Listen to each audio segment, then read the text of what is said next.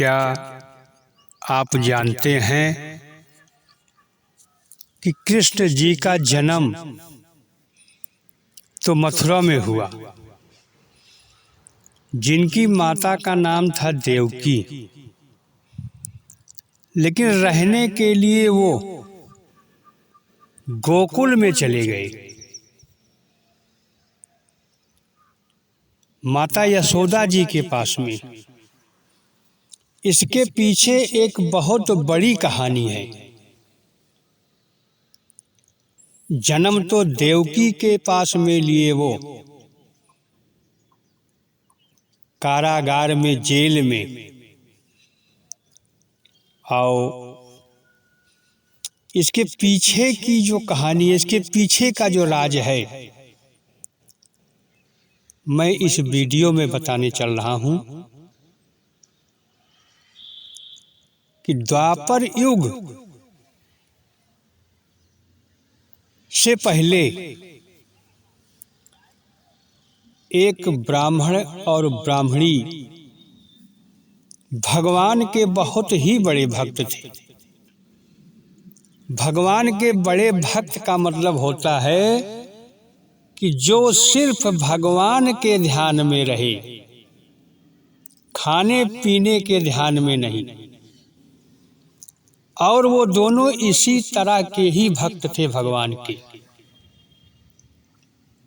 हर समय परमात्मा के ध्यान में लगे रहते थे। 2-2, 3-3, 4-4 दिन उनको हो जाता था, भोजन नहीं मिलता था, क्योंकि भोजन उनके घर में रहता ही नहीं था। ब्राह्मण देव भिक्षा मांग कर जो लाते, उसी से उनका जीवन चल रहा था। एक दिन ब्राह्मणी ने अपने पति ब्राह्मण देव से कहा कि आज 3 दिन 4 दिन हो गया है, हम लोग भोजन के नाम पर एक दाना भी ग्रहण नहीं किए हैं, तो आज आप जाइए और भिक्षा में जो कुछ भी मिले उसे आप लाइए, ताकि शाम को हमारा आपका भोजन हो जाए। ब्राह्मण देव भिक्षा के उद्देश्य से अपने घर से निकल गए, और इधर ब्राह्मणी भगवान के ध्यान में मस्त अपनी कुटिया में। एक वृद्ध जो लकड़ी के सहारे ठेकता हुआ ब्राह्मण देव के घर पे आया और चौखट क्रॉस करके ब्राह्मण देव के घर में गिर गया, मूर्छित हो गया। ब्राह्मणी ने जब इस दृश्य को देखा तो दौड़ते हुए आई और उस वृद्ध को हाथों से हिलाने लगी, लेकिन वो वृद्ध अचेत अवस्था में पहुंच चुका था। ब्राह्मणी ने सोचा कि यह वृद्ध भूख से तड़प रहा है, इसको भोजन की बहुत बड़ी जरूरत है इस वक्त। और फिर अपने मन में विचार करने लगी कि भोजन का तो एक दाना भी हमारे घर में नहीं है, और ये हमारे अतिथि हैं। अगर भूख से ये अपने प्राण को त्याग देंगे हमारे घर पर, तो फिर बहुत बड़ा पाप लगेगा हमें। तो इनके भोजन की व्यवस्था करने की जरूरत है हमें, क्योंकि ब्राह्मण देव तो भिक्षा के लिए चले गए हुए हैं। आओ साथ संगत, ब्राह्मणी के ठीक घर से कुछ दूर पर एक बनिया की दुकान थी, लेकिन बनिया की नजर ठीक नहीं थी। ब्राह्मणी ने उसका ध्यान करते ही एक बार कांप गई, लेकिन फिर मन में विचार किया कि कुछ भी हो, मुझे इनके भोजन की व्यवस्था करनी पड़ेगी।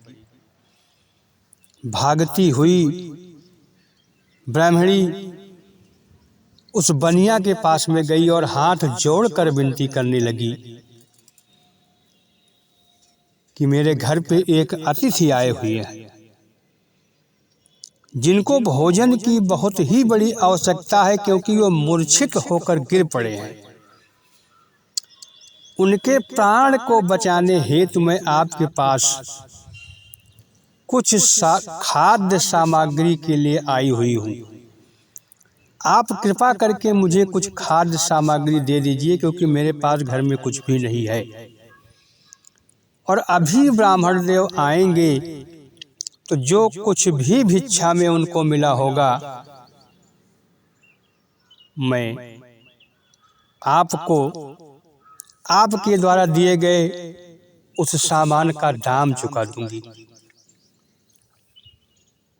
बनिया मुस्कुराने लगा ब्राह्मणी को देखकर और कहने लगा कि है तो आपके पास सब कुछ, लेकिन आप ऐसे कैसे कह रही हैं कि मेरे पास कुछ भी नहीं है। ऐसा शब्द जब ब्राह्मणी ने सुना तो उनकी देह कांप गई, कंपन होने लगी।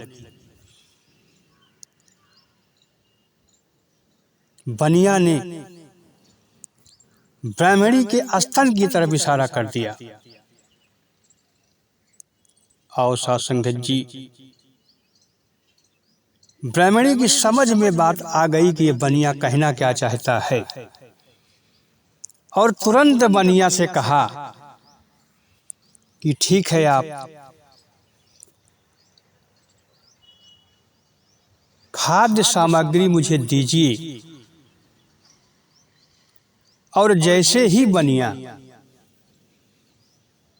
खाने वाले सामान को लाने के लिए घूमा, वैसे वहीं पर एक चाकू रखी हुई थी, और उस चाकू से ब्राह्मणी ने अपने स्तन को काट दिया।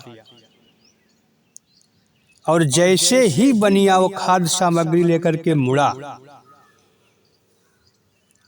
एक हाथ से ब्राह्मणी ने खाद्य सामग्री को पकड़ा और एक हाथ में अपने स्तन को लेकर बनिया की तरफ इशारा किया कि ये लो। आओ सासंगत जी, बहुत ही भयानक दृश्य था। बनिया ने जैसे इस नजारे को देखा, उसकी रूह कांप गई, कांपने लगा। वो तुरंत भागते हुए आया और ब्राह्मणी के चरणों में गिर गया, गिड़गिड़ाने लगा कि मुझे क्षमा करो मेरी माँ, मुझसे बहुत बड़ी भूल हो गई, बहुत बड़ी गलती हो गई। लेकिन ब्राह्मणी के पास समय नहीं था। खाद्य सामग्री को लेकर वो भागती हुई अपने घर को पहुंची और उस वृद्ध को हिलाने लगी कि बाबा उठिए, आप कुछ भोजन कर लीजिए, आप भोजन की वजह से अचेत हो गए हैं। जैसे ही यह बात ब्राह्मणी के मुखारबिंद से निकला, वैसे ही वो वृद्ध खड़ा हो गया। ब्राह्मणी अपने एक हाथ से स्तन की जगह को दबा कर रखा था, दर्द से कराह रही थी, लेकिन अपने फर्ज के आगे अपने दर्द को भी वो बर्दाश्त कर रही थी। उस वृद्ध ने कहा कि लग रहा है कि आप बहुत बड़ी दिक्कत में हो, क्या बात है? ब्राह्मणी ने कहा कि बाबा मैं किसी दिक्कत में नहीं हूं, आप तुरंत भोजन कीजिए। उस वृद्ध ने जब नीचे जमीन पर देखा तो खून गिर रहा था और वो समझ गया जिस हाथ से वो अपने स्तन को दबा के रखी थी, उस वृद्ध ने जब उस तरफ अपनी नजर को डाला तो पूरा नजारा उनकी समझ में आ गया, क्योंकि नजारा तो उनके पहले ही सब कुछ समझ में आ रहा था। और जैसे ही उन्होंने ब्राह्मणी के हाथ को हटाया, वैसे वो वृद्ध परमात्मा के रूप में प्रकट हो गया और कहने लगा कि धन्य है तू ब्राह्मणी और धन्य है ब्राह्मण कि जो इस तरह से मेरे ध्यान में लीन हो, इस तरह से मेरे ध्यान में मस्त हो। और सासंगत जी वो स्वयं परमात्मा थे और एक नजर पूरी शरीर पे डाला तो फिर ब्राह्मणी की पूरी शरीर उसी तरह से ऊर्जावान हो गई। और भगवान ने कहा कि मैं आपसे वादा करता हूं कि द्वापर में जब मैं कृष्ण के रूप में इस धरती पर आऊंगा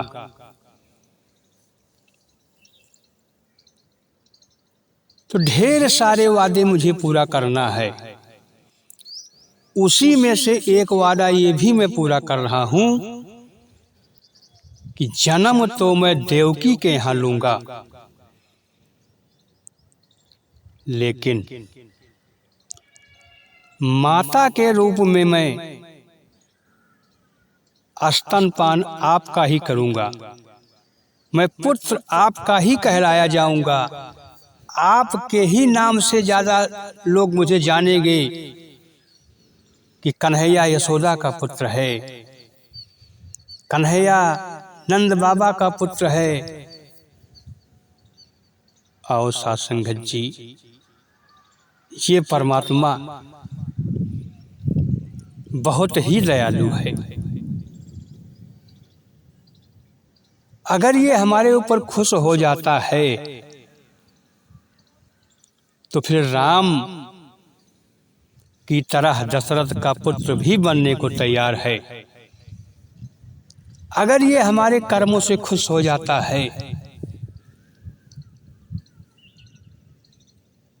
तो यशोदा की तरह उनका पुत्र भी बनने को तैयार है। और सासंगत जी जब तक सूरज चांद रहेगा यशोदा और नंद का नाम रहेगा। तो मुझे भी मनुष्य का जन्म मिला हुआ है, ऐसा कर्म कर जाएं हम कि नामदेव जी की तरह, तुकाराम जी महाराज की तरह, मुक्ताबाई की तरह, संत ज्ञानेश्वर महाराज जी की तरह ऐसा कर्म कर जाए कि जब तक ये सूरज चांद धरती आकाश रहे तब तक के लिए नाम हो जाए। तो दास इन्हीं शब्दों से अपनी वाणी को विराम देता है।